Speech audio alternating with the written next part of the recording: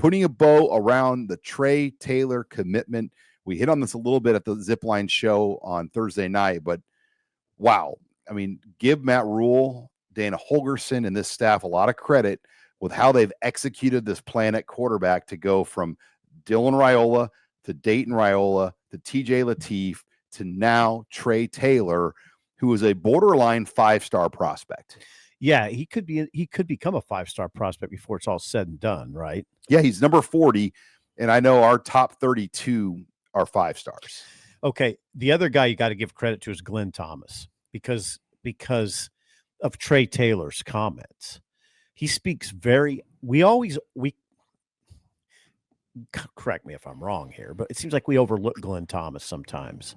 But Trey Taylor he was effusive in his praise of Glenn Thomas, of how Glenn Thomas has helped Dylan so much, and he can help me. Trey Taylor sat down with Glenn Thomas and Dylan, and you don't always hear about Glenn very much because he's a very, how would you characterize him, Sean? He's a pretty low key, good soldier, doesn't need any spotlight, not flashy. I know a year ago he wasn't even on the road as a recruiter. Because he was newer to college football. He'd been in the NFL so he wasn't even on the road doing the recruiting. But yeah, I think his body of work really speaks for itself coming from the NFL as a quarterback coach. Yeah, so I just wanted to give a voice to that because Taylor did, because Trey Taylor was effusive in his praise of him.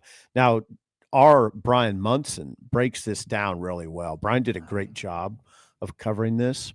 And Brian wrote, what's there not to like about his film?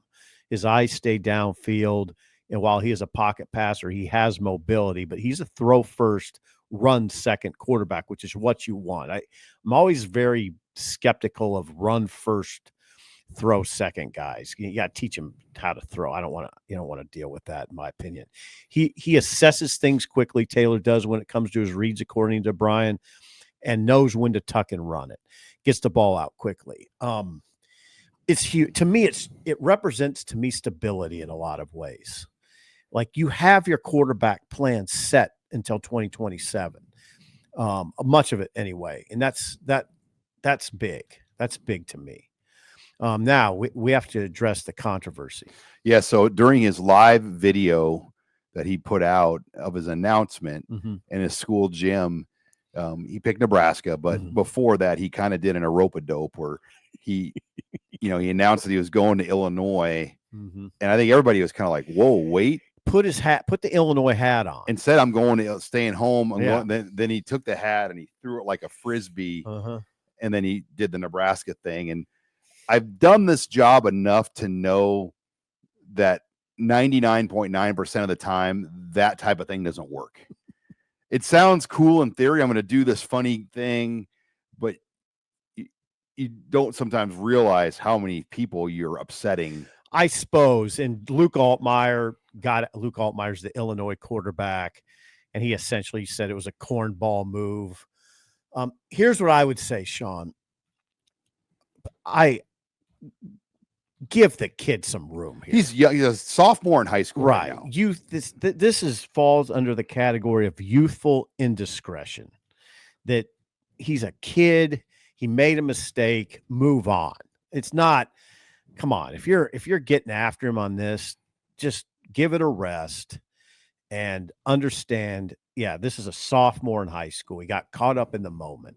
If this was Aaron Rodgers, it would be something else. Or if this was maybe even a senior in high school, would be a little something else. But youthful indiscretion, how I'm treating this. And he did an apology video. He did an apology. Yeah. He got caught up in the moment. And in his world, like I'm sure he had not been used to getting like direct hate like that. I know. I hate that. And I hate they had to deal with that, but very few people are. Right. I mean, where you have thousands of people coming at you. I bet it was ugly. You can say have thick skin, right, but until you have it happening to you, it's and a sophomore. So he learned a lesson. That's the good news. He learned a lesson, But this is now big for future recruiting because you are able to now use Trey Taylor to help kind of build your next classes. And he seems kind of like a dynamic personality too. in addition to having a good game, like he has game, he's got personality. Great get. I mean, it's just think about Nebraska, what it's done. It's not small to me that they got Dylan Raiola as a top 5 national quarterback. Now they got another top 5 national quarterback, right? Is he close to top 5? Yeah. I think he's one of the top. So it depends on what service you go by, but the industry ranking, which is kind of the consensus, has him number 3. See, that is not small. And I know what people do. Let's see if he gets here. Yeah, of course, that's a factor. It goes without saying. You have the initial commitment. Just look at that and feel good about it, and we'll see what happens. And there's of these top quarterbacks for 27, very few are committed right now. In fact, in the top 20, there's only 3. Utah's got a guy, Thaddeus Thatcher, ranked number 19, committed to them. Ohio State has Brady Edmonds, ranked number 4.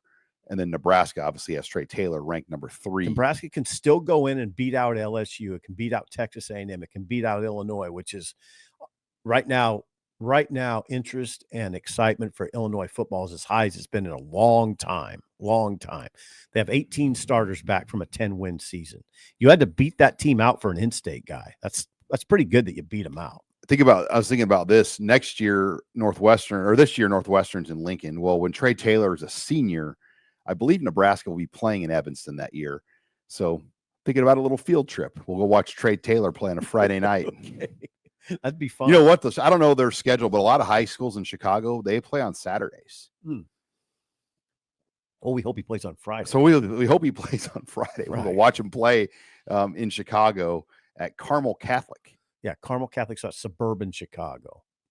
All right. Well, Nebraska gets a big one. I'm trying to line up an interview with his head coach, Jason McKee, who was a Chicago Bear.